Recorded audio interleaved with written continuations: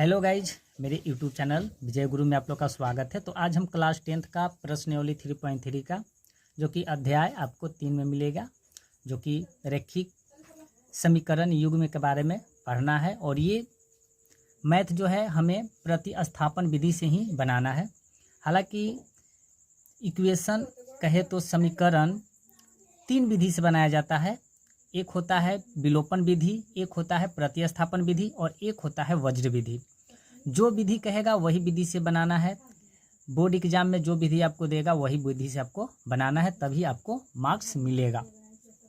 तो इस वीडियो में मैं आपको प्रतिस्थापन विधि से बताऊंगा। प्रतिस्थापन विधि होता है क्या, उसके बारे में भी आपको डिटेल में बताऊंगा। तो आप लोग शुरू से अंत तक बने रहें ताकि आप यहाँ से कुछ सीख कर जाएँ, ताकि कोई दोबारा और वीडियो न देखने पड़े। तो वीडियो को चालू करते हैं। अब यहाँ से आपको क्वेश्चन को बच्चों एक बार ज़रूर अच्छे से रीड कीजिएगा ताकि आपको क्वेश्चन समझ में आ जाए। और एक बात और, अपने पास एनसीईआरटी किताब ज़रूर रखें ताकि आप लोगों को बहुत ही आसान रहे और हेल्प मिल सके। तो क्वेश्चन पढ़ लेते हैं। क्वेश्चन क्या कह रहा है कि निम्न रैखिक समीकरण युग्म को प्रतिस्थापन विधि से हल कीजिए। और आज की वीडियो में हम ये क्वेश्चन 4th बताने वाला हूँ। फर्स्ट का 4 क्वेश्चन बताने वाला हूँ और 1 से लेकर 3 तक ऑलरेडी बता दिए हैं। मेरे डिस्क्रिप्शन चेक करें, आपको सभी के सभी वीडियो मिल जाएगा। तो चलिए क्वेश्चन को 4 क्वेश्चन बताना अब चालू करते हैं। तो देखिए बच्चों, मैंने क्वेश्चन को उतार लिया हूँ।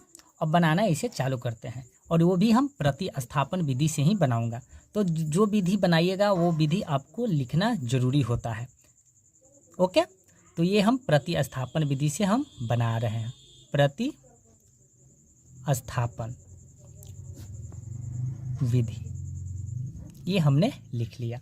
ओके, अब हम प्रतिस्थापन विधि, देखिए ये हमारा है फर्स्ट इक्वेशन और ये हमारा है सेकेंड इक्वेशन।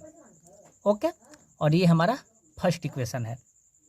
फर्स्ट इक्वेशन में आपको कोई एक को बदल देना है, या तो फर्स्ट को बदलिए या तो सेकेंड को बदलिए। दोनों में से आपको कोई एक ही को प्रतिस्थापन कीजिएगा।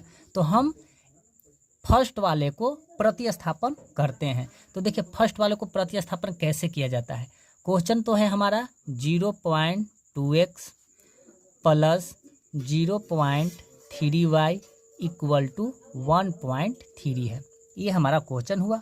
अब हम इसे प्रतिस्थापन करेंगे। तो देखिए 0.2x बराबर 1.3 प्लस 0.3y है, तो उसको उस साइड पलटेंगे, बराबर को उस साइड ले जाएंगे तो माइनस में हो जाता है। लिख देंगे यहाँ पर 0.3y। ओके, अब देखिए तो 0.2x है, तो यहाँ पर x का वैल्यू निकाल लेते हैं पहले। देखिए तो अब x का वैल्यू क्या होगा, x equal to 1.3 minus 0.3y अब बटा ई जो है हमारा 0.2 गुना में है तो इधर हो जाएगा 0.2 भागा में हो जाएगा। फिलहाल के लिए ये हमारा x का मान आया है, ये हमारा x का मान आया है। फिलहाल इस समीकरण 1 हो गया है। और फिलहाल हमें x का मान क्या है, 1.3 माइनस 0.3y बटा 0.2 ये हमें आया है। ओके, कोई दिक्कत नहीं। अगर आप चाहेंगे तो देखिए एक अंक के बाद पॉइंट यहाँ है, इसमें भी एक अंक के बाद पॉइंट है, तो पॉइंट से पॉइंट अगर काट देंगे ऐसे, तो पॉइंट से पॉइंट ऐसे कट जाता है। तो x बराबर क्या होगा, 13 माइनस 0.3y अब बटा 2 हो जाएगा। ऐसे लिख भी सकते हैं आप, ऐसे भी लिख सकते हैं या यहीं पे छोड़ दीजिएगा। ये हमने आसान करके यहाँ पर लिख दिया।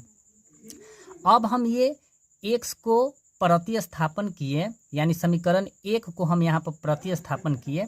अब इसी को हम क्या करेंगे बच्चों, समीकरण ये 2 जो आपको दिख रहा है वहाँ मान हम रख देंगे। ओके, ये वाला मान को है हमारा एक जो मान आया है, ये समीकरण हम यहाँ 2 ओला में रख देंगे, कोई दिक्कत नहीं। तो यही चीज़ को हम क्या करेंगे बच्चों, यहाँ पर समीकरण लिखेंगे, समीकरण 1 का मान यहाँ पर लिख लेंगे। समीकरण 1 का मान समीकरण 2 में रखने पर यहाँ पर रख रहे हैं। तो देखिए बच्चों, समीकरण 1 हमारा जो है ये है, ये हमारा समीकरण 1 है और इसमें हमें रख देना है यहाँ पर। तो समीकरण 2 तो यहाँ पर है, तो यहाँ पर समीकरण 2 को हम पहले लिख लेंगे। तो यहाँ पर लिखेंगे 0.4x plus 0.5y equal to 2.3 है। ओके, अब देखिए 0.4 और x का वैल्यू यहाँ पर फिलहाल ये है, x बराबर क्या है 13 माइनस 0.3y। ओके, 0.3y अब बाटा क्या है 2 है, तो यहाँ पर 2 लिखे और फिर यहाँ पर प्लस है, प्लस 0.5y इक्वल टू 2 क्या है 3 है, तो 3 लिख लिए, कोई दिक्कत नहीं हुआ। अब क्या करेंगे बच्चों, देखिए अब इसे काटिए, 2 दूना का यहाँ पर 4 हो जाएगा। ओके, 2 दूना का 4 हो गया। तो अब यहाँ पर क्या होगा 0.2 कोष्ट 13 minus 0.3y plus 0.5y equal to 2.3 हो गया। ओके, अब गुना करेंगे बच्चों, तो देखिए यहाँ पर गुना करेंगे तो 0.2 में 13 से गुना करेंगे तो क्या आएगा 2.6 आएगा, 2.6 आएगा। गुना करने के लिए तो आप जानते ही हैं कि 0.2 में 13 से गुना करेंगे तो 2.6 आता है। माइनस है, माइनस लिखे। अब देखिए यहाँ पर क्या होगा, अब देखिए 0.2 में 0.3 से गुना करेंगे तो क्या होगा, तो यहाँ पर 0.6 हो जाएगा। अब y है तो y लिखे। अब यहाँ प्लस है, प्लस दिए। अब देखिए 0. क्या है 5 है, तो यहाँ पर 0.5 लिखे इक्वल टू 2. हमने 3 लिख लिया, कोई दिक्कत नहीं। अब क्या करेंगे बच्चों, अब देखिए 2.6, अब देखिए माइनस 0.6y अब प्लस 0.5y, तो ये कंडीशन में घटेगा। तो बताइए कि माइनस 0.6y में से प्लस 0.5y जाएगा तो कितना होगा, ये हमारा हो जाएगा। माइनस का जनसंख्या बेसी है तो यहाँ पर माइनस लिखेंगे, यहाँ पर लिखेंगे, यहाँ पर डायरेक्ट लिख देंगे 0.y लिख देंगे। y लिख दो, चाहे एक छिपा हुआ रहता है, इसे हमें मतलब नहीं है बच्चों, याद रखिएगा। एक छिपा हुआ रहता है तो एक हम लिख सकते हैं या न भी लिख सकते हैं। फिलहाल हमें ये आया है। अब देखिए, अब बराबर क्या हो जाएगा, बराबर 2.3 हो जाएगा। ओके, तो यहाँ पर अगर लिखेंगे माइनस 0.y इक्वल टू क्या होगा 2.3, ये प्लस पे है 2.6, तो बराबर को उस साइड ले जाएंगे तो माइनस में हो जाएगा, क्या होगा 2.6 हो जाएगा। ओके, अब देखिए तो माइनस 0.y है यानी 1 है, बराबर बताइए अति कितना है, यहाँ पर 2.3 है और माइनस 2.6 है, तो इस घटेगा तो माइनस की संख्या बेसी है तो माइनस। अगर बताइए कि 2.6 में से 2.3 जाएगा तो कितना होगा, अब बताइए, इतना तो बता सकते हैं। तो ये हमारा हो जाएगा 0.3 हो जाएगा, 3। तो देखिए पॉइंट एक अंक के बाद है, एक अंक, तो पॉइंट से पॉइंट भी खत्म हो जाएगा, माइनस से माइनस भी कट जाएगा। तो y का मान हमें आ गया बच्चों कितना 3 आ गया। अब ये y का मान हमें 3 आ गया। अब इसी y का मान समीकरण हम 1 पर पुट कर देंगे तो x का मान निकल के आ जाएगा, y का मान हमें निकल के आ गया। अब यहाँ पर बच्चों क्या करेंगे, अब यहाँ पर हम लिखेंगे कि y का मान समीकरण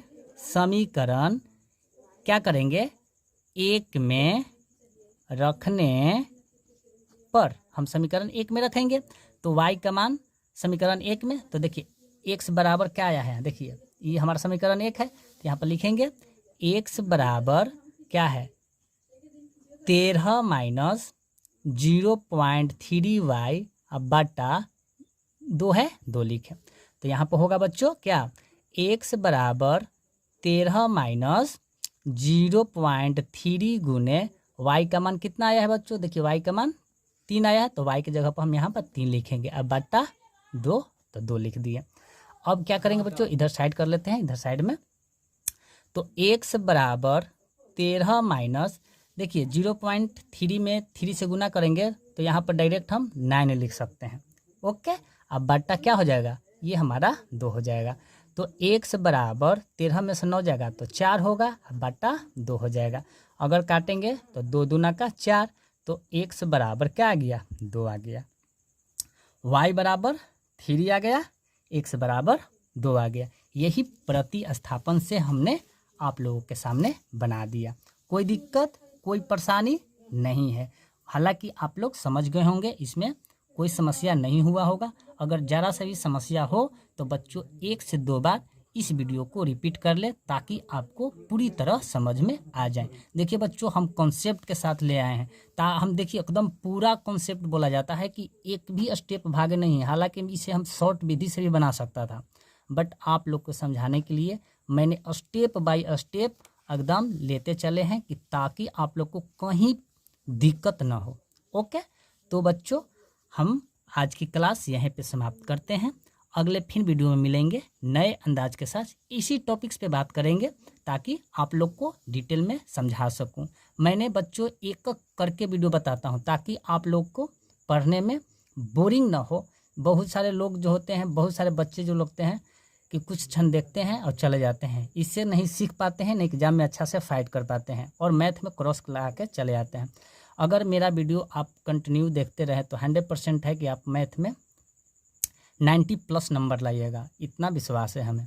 ओके, तो आज की क्लास यहीं पे समाप्त करते हैं। जय हिंद, टेक केयर।